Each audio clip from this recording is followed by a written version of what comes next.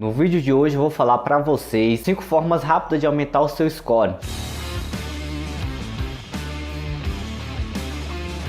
Fala galera, tudo bem com vocês? Sejam bem-vindos mais uma vez ao canal Mente de Milhão. Eu sou Robson Andrade e no vídeo de hoje eu vou falar para vocês sobre 5 formas rápidas e fáceis de você aumentar o seu score. Para quem não sabe, o score é apenas uma ferramenta que as instituições que cedem crédito, que fazem a cessão de crédito para você, para definir que tipo de consumidor você é. É geralmente como se fosse um termômetro. Ele é dividido entre o bom consumidor, ruim, e é claro, o consumidor muito bom, que fica ali na casa dos 1000 pontos. Ele é de 0 a 1000 pontos. Até os 300 pontos, 400 pontos, fica o consumidor consideravelmente ruim. É aquele consumidor que muitas vezes não tem um alto consumo de bens ou de crédito, ou simplesmente é o consumidor que vive inadimplente e atrasando suas dívidas. E dos 400 até os 500 ou 600 pontos, fica o bom consumidor. É aquele consumidor que, para as instituições financeiras principalmente, mostra que você é um bom consumidor que tem um risco moderadamente de não pagar as suas contas em dias, as suas dívidas. E por último, o muito bom, o consumidor extra bom é aquele consumidor que tem muita facilidade em adquirir crédito, é o consumidor que vai estar lá batendo os 1000 pontos. Mas a questão é que o score ele pode ser influenciado em questão de pontuação por várias coisas diferentes. Então eu vou falar sobre algumas dicas que podem te ajudar a aumentar o seu score e assim você ser um desses consumidores considerados muito bons aí e conseguir crédito de forma mais fácil. Antes de darmos continuidade ao assunto desse vídeo, eu tenho que lembrar para vocês que aí na primeira descrição do vídeo ou no comentário fixado, eu vou estar deixando para vocês um presente. É um treinamento gratuito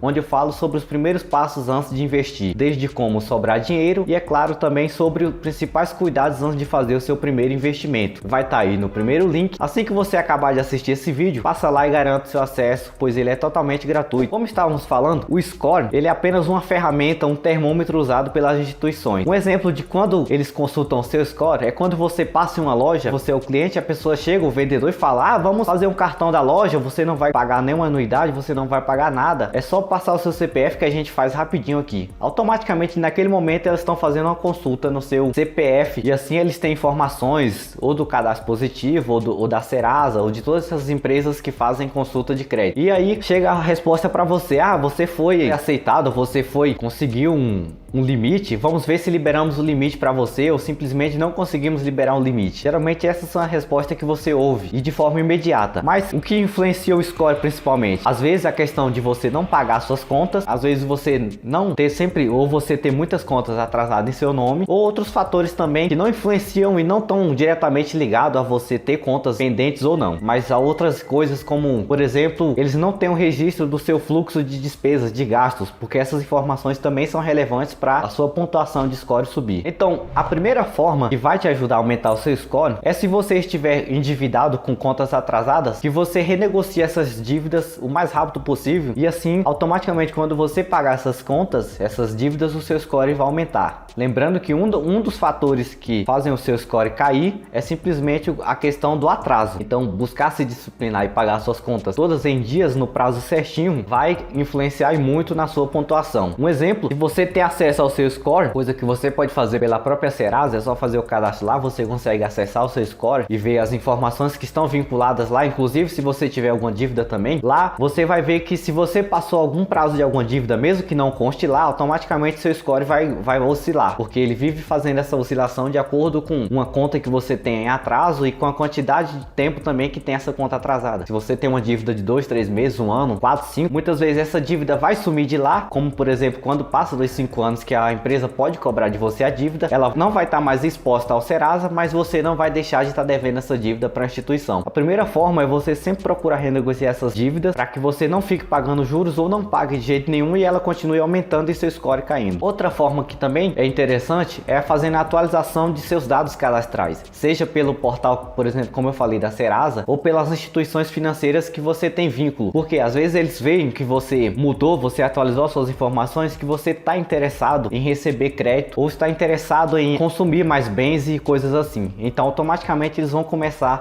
a te oferecer mais possibilidades de crédito e é claro, assim você vai ter uma opção melhor e automaticamente seu score também vai subir, considerando que ao você declarar que você mudou para um lugar, que você mudou a sua renda, essas informações eles vão pensar e analisar, e as instituições financeiras também vão analisar essas informações e vão te ceder mais crédito e vão te considerar um consumidor melhor do que o que provavelmente você estava sendo antes. Outra forma que às vezes as pessoas nem param para pensar ou analisar, a questão de passar as contas para o seu nome. Porque se você vive pagando as contas em dias, mas se essas contas não são em seu nome, teoricamente as contas e o nome da pessoa em que você está pagando essas contas é quem vai ficar com o score bom. Se você vive com alguém, por exemplo, e as despesas, as contas, água, luz, ou qualquer outra despesa que envolva cartão de crédito, por exemplo, qualquer outra coisa que você tenha comprado como forma de parcelamento estiver no nome de uma outra pessoa, automaticamente você pagando, o medidor de score, as ferramentas do Serasa, das outras empresas, SPC, entre outras, vão interpretar, e as instituições também vão analisar aquilo como a pessoa que vai estar com suas contas em dias. Ela vai estar consumindo bastante, mas ela está mantendo todas as contas em dias, porque um dos principais fatores que eles analisam é isso, não o quanto você consome, mas se você é uma pessoa que tem um consumo muito grande, um volume grande de consumo, e você também paga todo esse volume em dias, então a sua facilidade para você fazer